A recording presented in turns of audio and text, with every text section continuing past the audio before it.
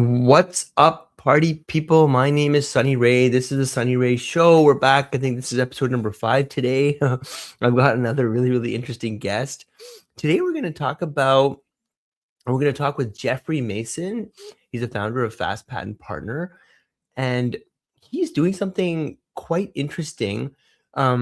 He's actually I'm gonna bring him on. Jeff, just in your own words, what are you doing? How are you changing the world?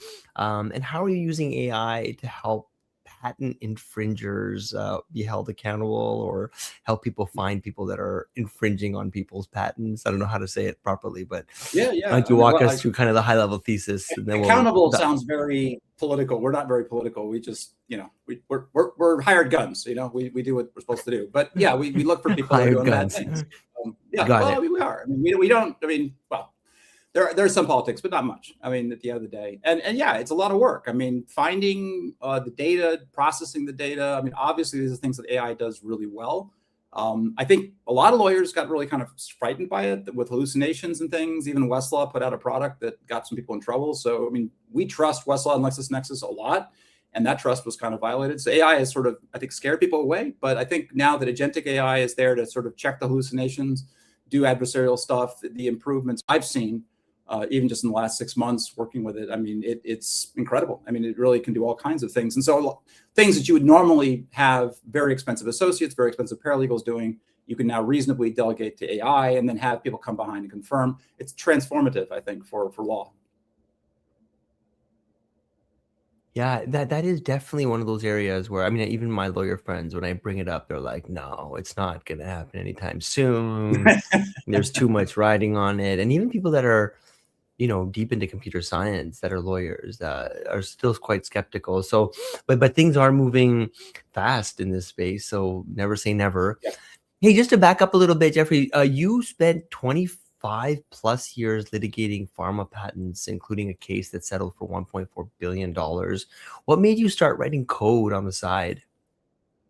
Well, it's funny. My first love was code. I was a coder in high school and moved away from it. But, this is pre-internet, pre-AI, pre all kinds of stuff, So it was, computers could do things. There was, valuable for, word processing, Excel, stuff like that. But I don't know. It didn't excite me as much as it does today. And so I moved away from that, moved to biochemistry because that was kind of the hot thing at the time in terms of intellectual property. So I studied biochemistry and social and political philosophy, and then went to do the law. And also too, I will just say biochemistry too. But this is a long time ago, but it was very labor intensive as well. There are no robots, nothing. So everything was being done by hand. So a graduate program. I saw the graduate students at Harvard who were teaching me. These guys were just panicked because they were spending all their time racing each other by hand, trying to find things.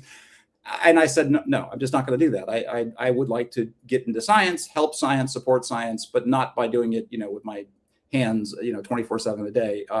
So it made sense to go into law for me, and I really enjoy it. I enjoy working with leading companies, really interesting stuff. And there's a lot of really cool things, but frankly, lawyers have always been resistant to technology. So I never left the idea that computers can be really helpful. They can't do a ton of stuff, but they can do a lot of things with public records that I don't think people realize. That's what really started our company a while ago. And AI has now supercharged everything that we ever thought we could do, of course. So it really is a wonderful technology for us to sort of, again, bringing all the information together that you need for these cases are worth so much money that there's just anything you can think of pretty much you should be trying to do. And AI, of course, makes it all much more reasonable in terms of cost. Your tagline is your best associate working hundreds of hours a day. When did you realize the associate's work could actually be automated? Well, AI, really, at first, of course, wasn't really up to it. But I just worked with the Fable model and, did a whole bunch of stuff with it. And it is, a lot of what associates do is check facts, for example, check citations, check all kinds of things. And I just did a brief where I went and I had Fable and Opus working on it adversarially. No mistakes. Okay. And there are no humans that do that. Okay. So, the kinds of things, the kind of labor that you really count. Finnegan Henderson, which was the firm I started at, we had a rule, nothing goes out the door without another attorney looking at it. But I think honestly, these days you can have an AI look at it and check your work quite capably. And that's a huge change. I don't think people realize how how crazy this stuff is. Like most people I talk to, they played with ChatGPT, the free version 2 years ago, declared that it wasn't Right. capable.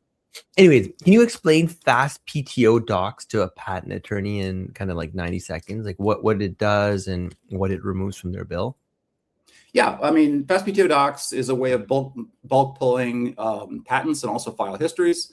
So, usually it's the kind of thing, frankly, you'd ask your secretary to go do. I've got, I'm reading this file. I'm getting up on the speed on this case. Here's a bunch of patents. Here's a bunch of file histories. Please go ahead and, pull them. And, your secretary would do it over lunch or whatever. It would take hours. And now you just put it into my little website and it pulls it all. I mean, there are commercial services that do it, but we're doing it at a much lower price point. And we also think that this will help people start experimenting more with AI, because the biggest problem a lot of people have too is they just don't have the data. I mean, they don't have those file histories sitting around. They've got them in paper. They've got them maybe, in a network store or something. I mean, just they have issues with that. And plus, of course, we're happy to help them out with custom work for larger jobs. But for smaller jobs, the website's plenty. And it's I think will help a lot of people save a lot of time. And also it's a question of getting down to billing. I mean, it's like, if you're waiting for your secretary to do something, you can't start work. And so sometimes that actually affects your ability to bill. And then you end up having to do it yourself. That's really expensive, because then, somebody who's billing a huge amount of time is doing something as silly as, entering in patent numbers one by one, which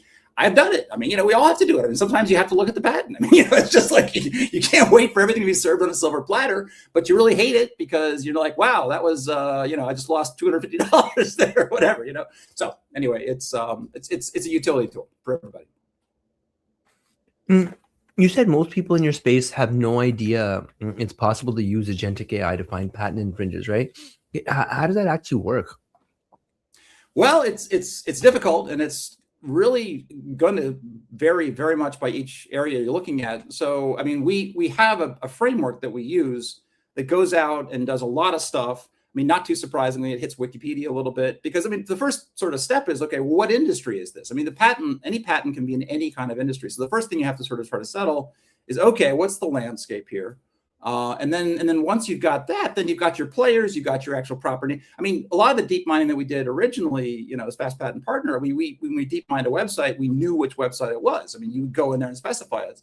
AI means deep mining of the web no longer is something that has to be so customized. It could be, you can give, as long as the agents are given enough information to be pointed at things, they're in good shape. So you have to sort of pull together product numbers, model numbers, things like that from pretty much anywhere you can get them, press releases, the websites themselves, because a lot of websites are kind of, you need to probe by the actual product number. So, that kind of stuff really is important. And frankly, your client may have some of this, in which case, I mean, this is the way we're used to working with clients anyway. We're litigators, we come in, we're very expensive, but they're the ones with the industry knowledge. They're the ones that can maybe say, oh, you should really check this out as well. And all that information gets folded in, and then you can really do stuff. But once the AI has actually gotten a good direction, it can really do excellent research. But yeah, you really, you do need to stage it, think about it, test it, capture lots of information. We have this huge dashboard that has all this sort of stuff laid out, because auditing what it's doing is, of course, the most important thing. I mean, if it doesn't find anything, what is it actually checking? What did it check? How do we actually know that it's really looking for things? All those things are really important. And so we guide it and we audit it, but mostly, a lot of our products are just dashboards. And so we've been using dashboards for a long time. And this is just a very elaborate dashboard that looks for infringement. And can you walk me through what an AI agent does in an infringement hunt that let's say a junior associate cannot? Well, I mean, usually what you would do, I mean, if you're having a human do it, you scope your work really carefully. So you'd probably just have them check out your competitors and some other big people that you know of. I mean, that's pretty much all a human being can really do. And you keep tabs on it. Maybe you go back and check the website every month or something like that. It's a manual process. An agentic AI, by contrast, can take any technology that you give it, scope out all the industry players, do research on the industry, kind of figure out what the market looks like, and then actually go into those websites, burrow into them. And then also, it can take the patent itself, prepare claim charts, actually take the claims, which defines what the patent covers and what it doesn't cover, and actually break it up into constituent elements. That's something that programmatically you can't do. I mean, so we never touched any of this stuff. Previously, what we were doing was deep mining. It was using agents, but there was no AI. I mean, so everything had to be programmed. Taking a patent claim and parsing it so that it actually, all the different requirements of it, that takes AI, and it does a very nice job of it. I mean, frankly, and we're also testing all this stuff. There's a huge corpus of law, litigation, existing cases, all these kinds of public sources of information. So we have our training data, okay? It's there because, in fact, people have done all this work and it's all public. If it wasn't public, we couldn't train against it, but we can train against it. So, it can really do a lot of fantastic stuff, but also we can give you a lot of real world information about how well this actually performs by comparing it with other cases, other kinds of things that people did by hand. And like patent law runs on precision and AI runs on probability, right? So how do you keep hallucinations out of like work product a court will see? Oh, well, I mean, that's where adversarial agents are super important. I mean, hallucinations come up all the time, but when you have, I use Claude Code a lot personally, and it can assign one agent can play the role of the other side, and you can have an agent that's actually the judge, basically, or sort of a bench memo, so it's supposed to be neutral, sort of evaluating. But you have agents that are on your side, agents against you, and then agents in the middle, and then they all fight. But at the end of the day, the judgment, look, there's still, frankly, important judgment for lawyers to have. But in terms of the precision and the actual facts and getting things right, for the most part, once you put it through a robust system like that, I haven't seen anything emerge that looks like the kind of hallucinations that you get when you're just sitting there with a chatbot. If you're just talking to the chatbot, you just got the raw LLM. There's no back and forth. There's no checking. I mean, I think some of like LexisNexis has come in and they force their LLM to check what it's saying against the actual. I mean, it's a mechanical, very procedural, programmatic kind of thing. That's good. I mean, it'll prevent completely fake cases, completely made up stuff. But still, what you really want is that sort of adversarial agentic relationship. And Claude does that for you pretty much automatically. And of course, if you tell it to do it, it'll just do it too. But I mean, it makes the accuracy go up to the point where it's way beyond anything a human could achieve. So I mean, the issues that existed earlier this year, even, I don't really see anymore. You built a proprietary system harvesting PTO file histories at scale, right? What was hard about that in ways nobody would guess? Well, so the system was built over a long time. So things have changed over time.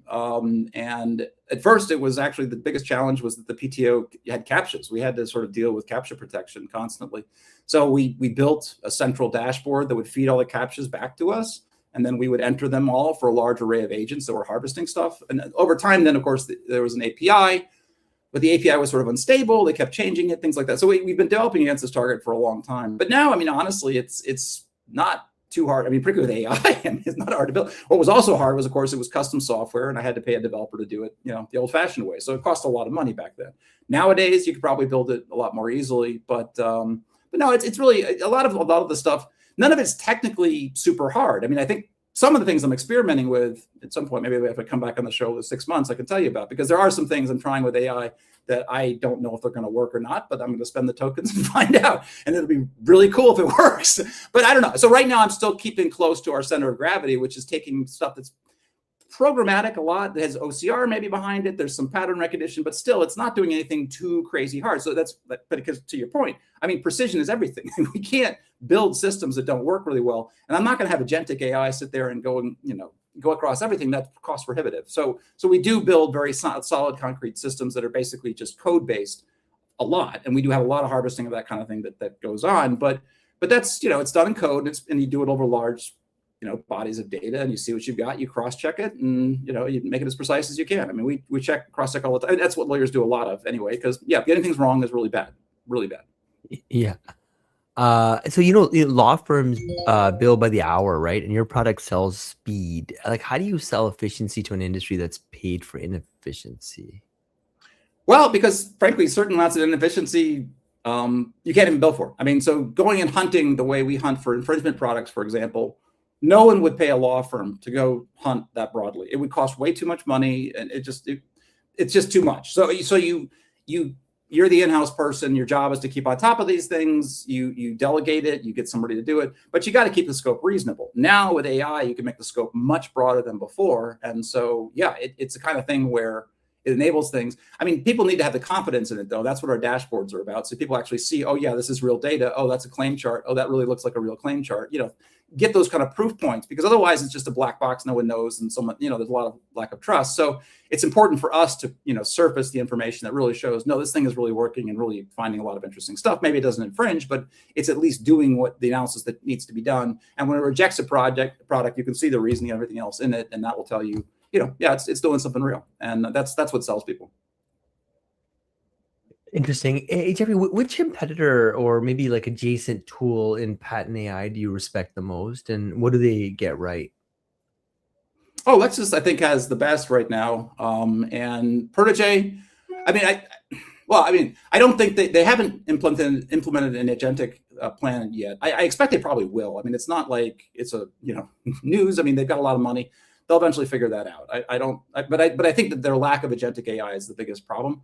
But what they do have right is that they have this wonderful database they've built, and at some point maybe I'll be able to build something like that. But they've had attorneys reviewing all kinds of things and doing, I mean, very expensive stuff. And at some point, I think AI probably will make that irrelevant, that you actually have a human do it. But for now, those are a competitive edge. I mean, the entire company was started with the idea that it would be a really good idea to put cases into computers. So that was really, I mean, it is a pre-internet company. I mean, I had a modem in law school, and I dialed it up their proprietary network and downloaded cases and it seemed very futuristic at the time, because we didn't have email, we didn't have anything. I mean, that stuff only happened when I was a first-year associate. So Lexus predates that, and they were basically the first ones to really digitize case law in a big way. That was their big move. And West basically invented the West number system, which is just Dewey Decimal System for anybody that goes to the library these days. But I mean, probably nobody does. But I mean, before there were computers, we had to go find things using catalogs and indexes and stuff like that. And those indexes really mattered. And so Westlaw was the first one to really index the law. Then Lexus made it all searchable. But those were the two big moves they ever made, and they made big companies out of them, and they have a lot of respect. But I think, and they will be big players, but I expect new players to play a bigger role, frankly. And who's the buyer for agentic infringement detection? Law firms, in-house counsel, or the patent owners themselves? We will be approaching everybody, but I think, frankly, the law firms tend to be easier, particularly litigation teams. I mean, litigation teams are staffed up. They're working. They've got a huge amount of stuff. In-house people that don't have time for you or that are too busy or whatever, a little bit harder to get to. But if you call up somebody who is another attorney, which I've done plenty throughout my career, not in this role, but also in the role of actually being another attorney, talking to another attorney. I mean, you need to take that call. If you're calling about a case and you say, I've got some information that's really valuable to this case, and it's a valuable case, and you're a junior associate, you need to take that call and report it to whoever, because that's information and it's important. So, it tends to be a little easier. Obviously, the ultimate buyer is the client. But in terms of getting a hearing, getting on, people's agenda, tends to be litigation teams, as long as you get it at the right moment. So you get them right at the start, you get them at certain critical stages. And so we have all kinds of dashboards that sort of give us a sense of, integrated with a CRM system about, okay, expert discovery is coming up in these cases. These are the ones we got to go hit and talk about our expert database and stuff like that. Got it. Cool. And how are you getting in front of patent attorneys today? Is it content, conferences, referrals, outbound? Honestly, we use our dashboards to look at what cases actually may have issues, for example. We proactively, I mean, previously, as classically, I would go and do talks, things like that, conferences, everything you could think of. But honestly, it's hard to explain explaining even half of what I'm doing to a patent attorney, it takes a lot of time. Okay. So I think that when someone has an issue, though, that's different. And also, I'm the kind of person that can really say, no, this is a serious issue for your case, and it means something to somebody, as opposed to it's just somebody selling some kind of product. So I do find actually having that outreach is very focused and is tailored to the particular case, and their timing is really the most effective thing. And before AI, it was very hard to pull that off. I mean, the only way to really pull it off is to be in front of enough people at one time, and somebody in the audience is fortunate enough to be at the right timing. But that's very hit or miss and very hard. I mean, lawyers don't spend a lot of time hanging around just listening to people. We just don't. We're busy. We got work to do. So you want to get somebody where you're landing squarely in the realm of, this isn't just for your amusement. This is something that's important for your case. Like solving a problem, I guess. There's an issue of some kind with. There can be all kinds of problems, and this is the thing: is patent law is really complicated. Also, the technology areas are varied. So everybody, even people that have PhDs, they're not operating in their technical fields. We're constantly shifting fields. So missing things is a real issue. And we spend a lot of time investigating, talking to a lot of experts, but even just learning the vocabulary of each new technology area, it's a lot of work. I mean, I've had clients that, from actually did some crypto work who just didn't understand. But on the other hand, they actually appreciated the fact that most lawyers doesn't understand crypto. So that was why I was able to do some of that kind of work, because it's technical. So, but yeah, it's important, but it's something we have to do a lot of to try to map out every given case, and it's work. What happens to the patent litigation associate over the next 5 years? Yeah. Actually, I think the top firms and the top associates are still going to be the same. It's other parts of society, I think, are going to be a little different. Okay. But still, it has actually always been the case that early associates have always been considered kind of not worth their money. There are actually large companies that I'm not going to name them, but their billing guidelines to large firms are no first-year associates.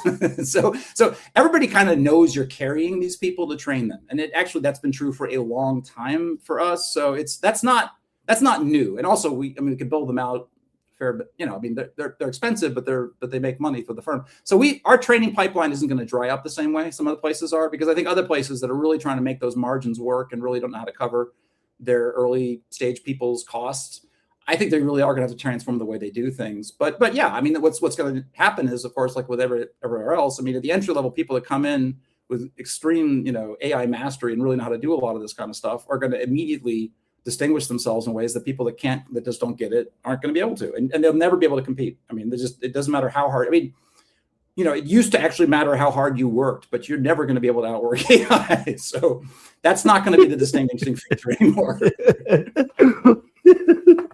It's like, good luck with that one. What should a founder with a patent portfolio and no budget do on Monday to find out if someone's infringing? Okay. Yeah. Sorry, so somebody does that, or you? No, I'm saying, what should a founder with a patent portfolio and, let's say, no budget do on Monday to, to find out? No budget. Throw it at the AI and see what comes back. It will do things, but really deep mining the web has always been challenging. You really need to understand how to, you really have to focus in, and that's a very multi-step process. So I don't know. And also I'm undercutting myself, so I wouldn't give too much advice in this regard. But yeah, try what you can do in this regard. But really, think about what you're really after. You really are after model numbers and things like that. So if you're hitting the surface level of websites and you're not getting into the technical information enough, then you're not diving enough in the websites. That's what you need to be looking for, because the research agents will do what they do, but they're not going to sit and run searches without you really kind of telling them, you really need to be doing this kind of stuff, and then they'll bring back a lot more information. Cool, Jeff. Well, this is fun, man. I love how fast you talk too, because it keeps me awake. Because sometimes people are going to slow motion mode, and I'm like, oh my god. No, I haven't had 5 shows. This is my first show, last of the day. Okay, well, good to have you on, and just stick around for 1 minute. I'm going to bring this stream to an end. Thank you all for a lot of people listening. Thank you all for tuning in. Really appreciate it. Okay.